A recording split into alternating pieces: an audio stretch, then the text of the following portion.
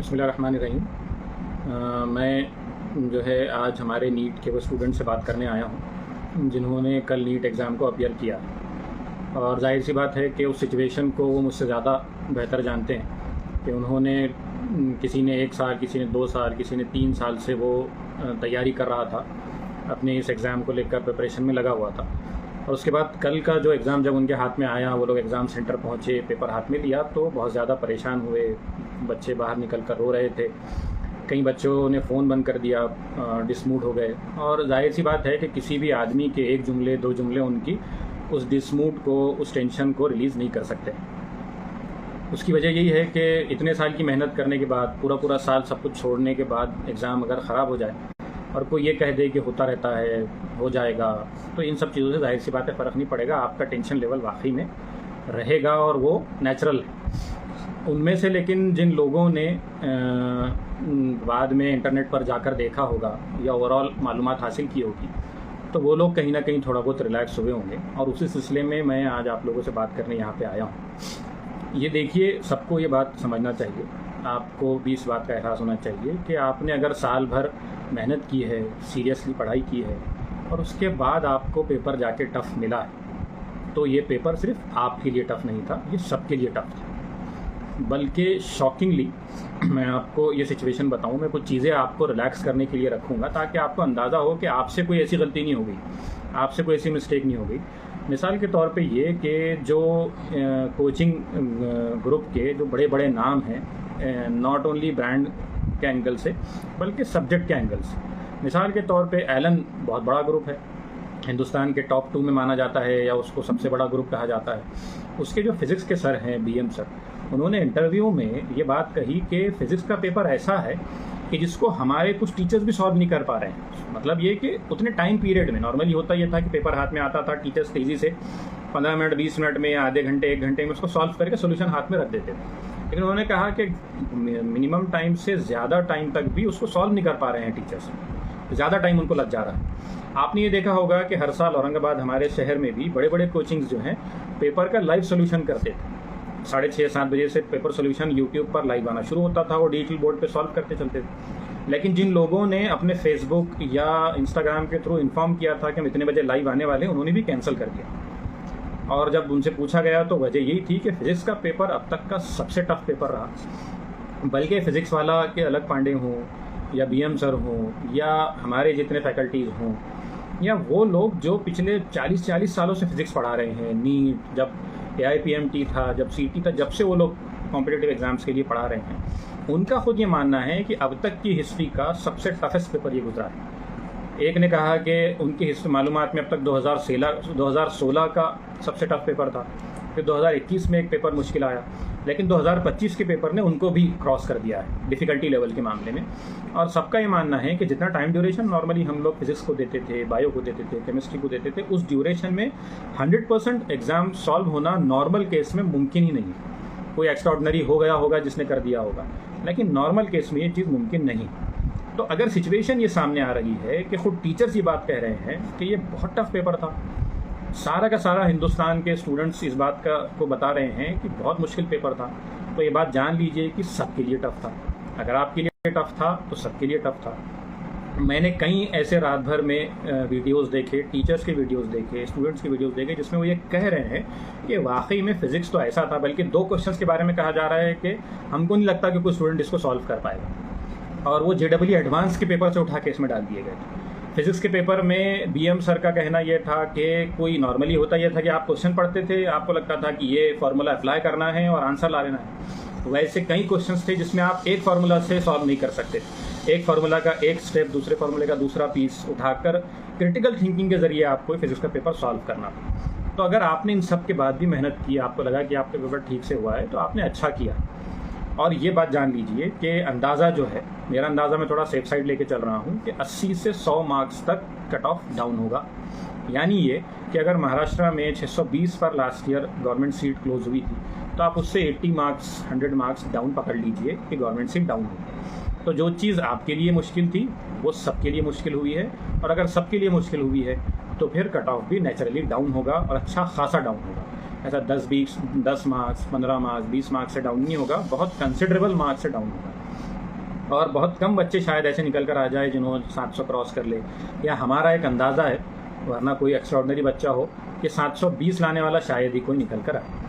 तो मैं इसी गर्ज से आप लोगों से गुफ्तगू करना चाह रहा था। असल में हमारे भी कई स्टूडेंट्स थे जो फ़ोन बंद कर दिए हैं, मालूम हुआ कि वो रो रहे थे, परेशान थे, बहुत ज़्यादा डिसमूड हो गए थे। अभी जिन बच्चों से, एक बच्चे से मुलाकात हुई, तो जब उन्होंने इंटरनेट देखा, जब देखा कि पूरे हिंदुस्तान का हाल यही है, तब जाकर ये सिचुएशन निकल कर आई। तो पैनिक मत कीजिए, बहुत सारे कीज़ आते हैं, उन कीज़ में भी ऊपर नीचे मामला होता है 2-5 मार्क्स। ये बात भी सामने आई कि NCERT के बियॉन्ड आया, बायो में भी ये मामला आया, तो सबके साथ जाहिर सी बातें हुआ होगा। तो अगर सबके साथ हुआ है तो मार्क्स का लेवल डाउन होगा। अभी आप लोगों के लिए यही है कि पहली बात तो ये है कि 10-15 दिन बिल्कुल रिलैक्स कीजिए, ना कीज़ उठा के देखिए, ना इधर उधर के पोस्टर्स तलाश कीजिए, बल्कि रिलैक्स कीजिए। जब NTA की कीज़ आ जाएंगे तब थोड़ा बहुत आपको देखना है तो तब देखिए, उसके बाद फिर गाइडेंस वाली सिचुएशन पे आइए। और इंशाल्लाह हम रिज़ल्ट आने के बाद इंडिविजुअल काउंसलिंग को प्लान करने की कोशिश करेंगे।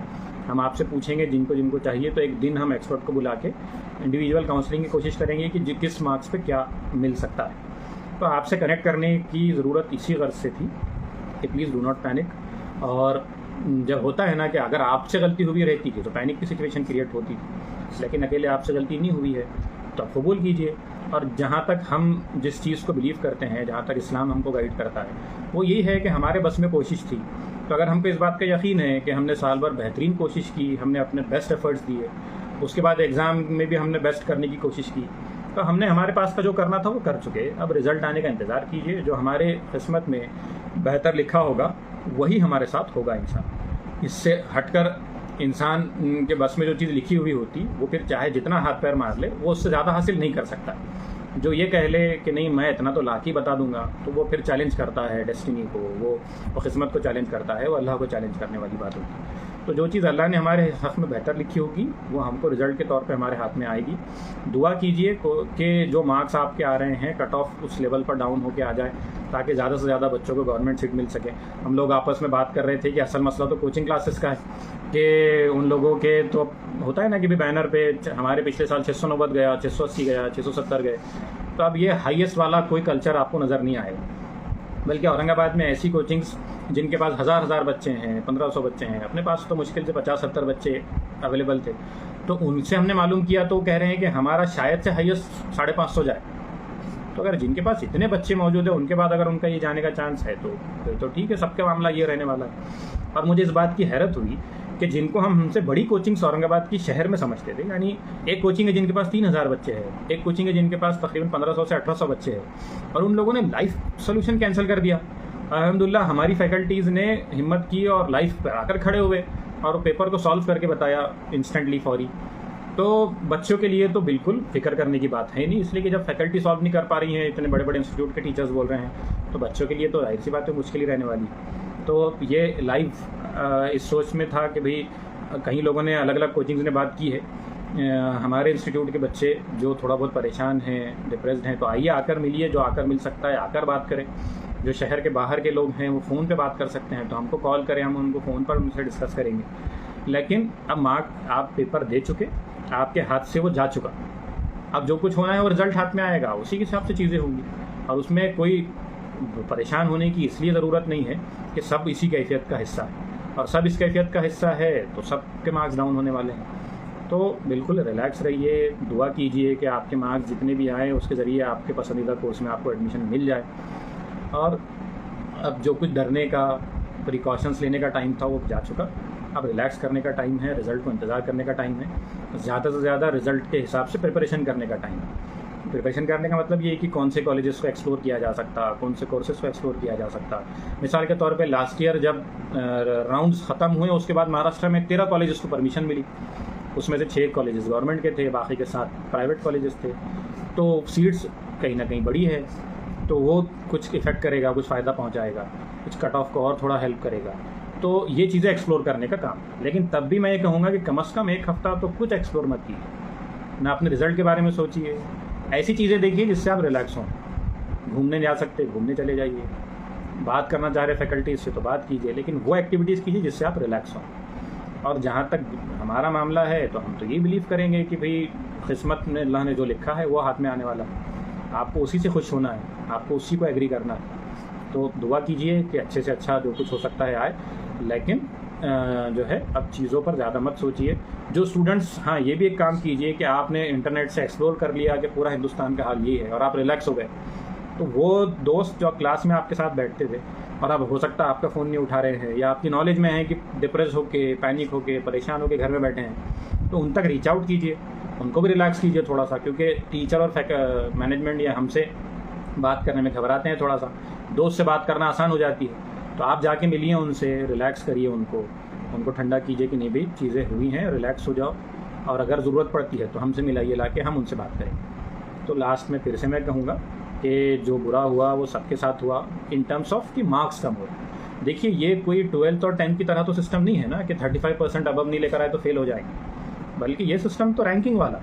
अगर सबका बुरा हुआ है तो रैंकिंग डाउन होगी और जाहिर सी बात है कि कट ऑफ डाउन होगा। तो आपको इस एंगल से रिलैक्स रहना है। हाँ, हो सकता है किसी को साइकोलॉजिकल इफेक्ट होगा कि पिछले साल किसी बच्चे के 690 थे, 650 थे, 640 थे, अब इस साल किसी का अगर 520 पे गवर्नमेंट सीट मिल जा रही है तो उसको मार्क्स नहीं बताना है लोगों को, उसको गवर्नमेंट कॉलेज बताना है, मेरा गवर्नमेंट कॉलेज में नंबर लग गया है। तो आपको मार्क्स पे फोकस नहीं करना है, आपको रैंकिंग पे फोकस करना है और उस हिसाब से चीज़ों को लेकर आगे बढ़ना है। तो इंशाल्लाह उम्मीद है कि आप अब उस टेंशन को रिलीज़ करेंगे, वरना हम हमेशा वो जो बात कहते हैं कि हमने आपसे एग्ज़ाम से पहले भी जब इंटरेक्ट किया था, कल भी जब मैंने इंटरेक्ट किया सोल्यूशन स्टार्ट होने से पहले, तो सूरह नजम की वही आयत आपके सामने पड़ी थी कि जिसने जितनी कोशिश की, जो सही की, उसके हिसाब से उसको सिला मिलेगा।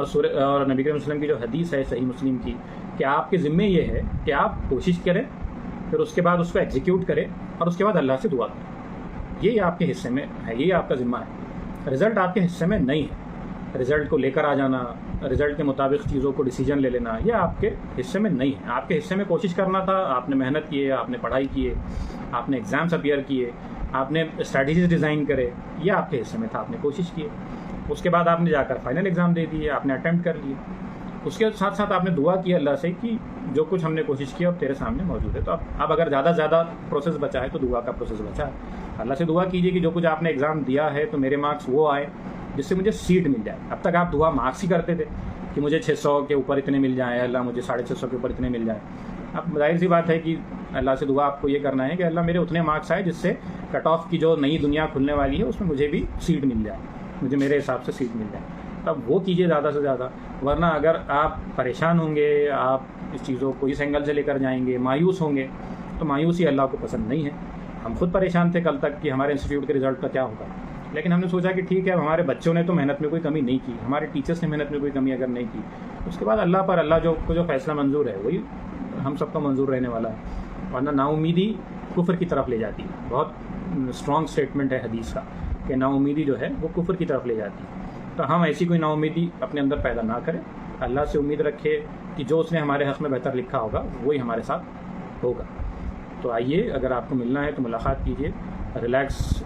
अगर अपने तौर पे आप रिलैक्स हो गए हैं तो बहुत अच्छी बात है, अदरवाइज़ हम अवेलेबल हैं आप लोगों से मिलने के लिए, बातचीत करने के लिए। लेकिन जाहिर सी बात है कि आप पैनिक वाली सिचुएशन से बाहर निकलिए और आराम कीजिए, घूमिए फिरिए, रिज़ल्ट का इंतज़ार कीजिए। 50 किस्म के कीज़ अब निकल के हाथ में आ जाएंगे। हर इंस्टीट्यूट का अपने अपने कीज़ होंगे, उसमें डिफरेंसेस होंगे। कुछ दिनों के बाद, 2-3 हफ्ते के बाद NTS के कीज़ आएंगे। तो NTA की कीज़ आने तक कोई फिक्र करने की ज़रूरत नहीं है, छोड़ दीजिए, रिज़ल्ट भी कैलकुलेट मत कीजिए, सीधा जब रिज़ल्ट हाथ में आएगा तब उठा के देखिए। तो इंशाल्लाह आप इसी हिसाब से चीज़ों को करेंगे और रिलैक्स रहेंगे, फिक्र नहीं करेंगे इंशाल्लाह। ठीक है, खुदा हाफ़िज़।